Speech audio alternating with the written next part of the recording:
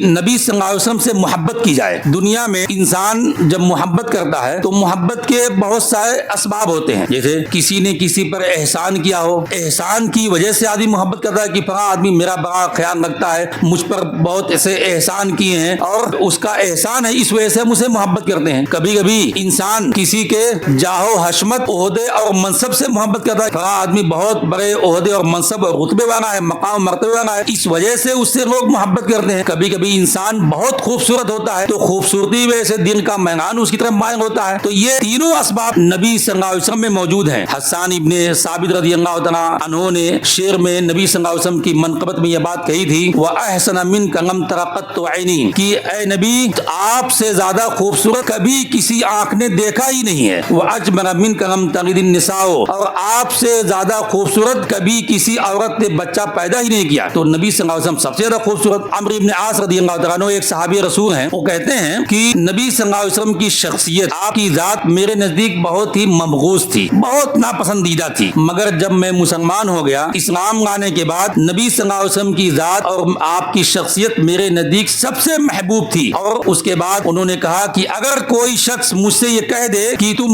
مجھے بتاؤ کہ نبی صلی اللہ علیہ وسلم کیسے تھے، آپ کا چہرہ کیسا تھا، میں بیان نہیں کر سکتا، کیونکہ آپ کے احترام کی وجہ سے، آپ کے چہرے کی خوبصورتی کی وجہ سے میں نے کبھی بھی آنکھ بھر کر آپ صلی اللہ علیہ وسلم کے چہرے کو نہیں دیکھا، اس لیے میں بیان نہیں کر سکتا۔ تو یہ خوبصورت نبی صلی اللہ علیہ وسلم کی شخصیت تھی۔ مقام و مرتبہ، اس سے زیادہ مقام مرتبہ کس کا ہو سکتا ہے کہ آپ صلی اللہ علیہ وسلم اللہ رب العالمین کے بھیجے ہوئے نبی، اس کے رسول ہیں، اور عام رسول عام نبی نہیں ہے، بلکہ رسولوں کے سردار، تمام انبیاء کے سردار، تمام انسانوں کے سردار، بنو آدم کے سردار، سب کچھ موجود ہیں۔ اس سے بڑا مقام اور کیا چاہیے؟ اور اگر یہ دیکھا جائے کہ آدمی احسان کی وجہ سے محبت کرتا ہے تو نبی صلی اللہ علیہ وسلم کا احسان پوری انسانیت ہی پر نہیں، انسان، جنات، چرند، پرند، حیوان، جانور، سب پر آپ نے احسان کیا، سب کے آپ صلی اللہ علیہ وسلم نے حقوق بتائے، یہاں تک کہ حیوانوں کے بھی حقوق بتائے، انسانوں کو رہنے کا ڈھنگ اور طریقہ سکھایا، ان ظلم کے خلاف آواز اٹھائی، سب کچھ کیا۔ یہ آپ صلی اللہ علیہ وسلم کا احسان نہیں ہے؟ تو احسان کی وجہ سے بھی